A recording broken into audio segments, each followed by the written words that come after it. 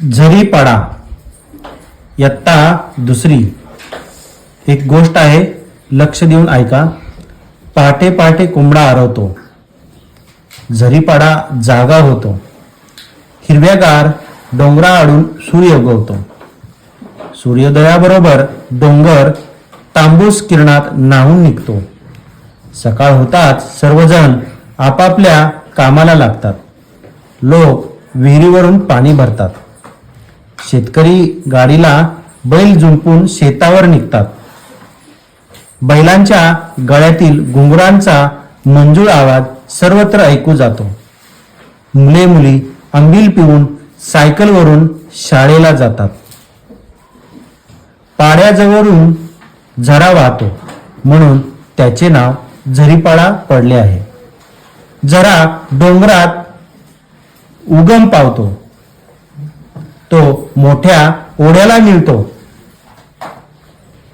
मोठा ओढा गावाजवळच्या नदीला जाऊन मिळतो। डोंगर उतारावर खाचरात भात शेती होते, तसेच नाचणीचे पीक घेतले जाते।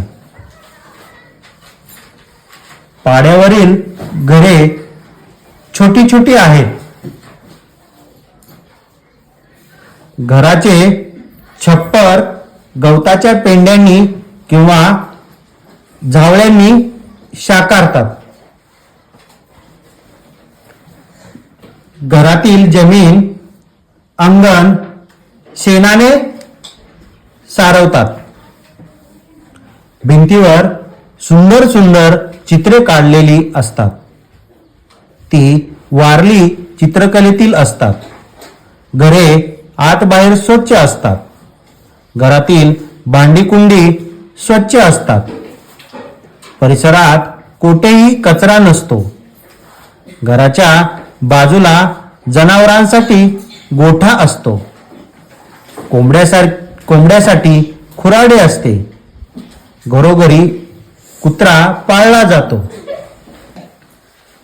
घराच्या अवतीभोवती खजुरी, साग, कडुनिंब, आंबा, बोर, चिंच यासारखी झाडे असतात। लोक आनंदाने फळे खातात। त्यांच्या जेवणात नाचणीची भाकरी, सुकी मासळी आणि पेज असते। अवतीभोवतीच्या परिसरातील करटोली, शेवळी, ससेकान यासारख्या रानभाज्या ते आवडीने खातात। कंद उकडून खातात।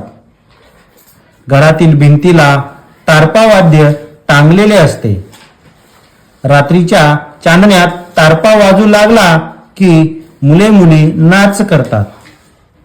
नृत्य पाहण्यासाठी वाडगो आणि वाडगीन हजर असतात।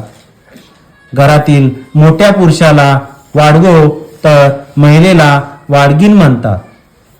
पाड्यावरील सर्वजण त्यांची आज्ञा पाळतात। अशी ही झरीपाड्यातील कहाणी आहे।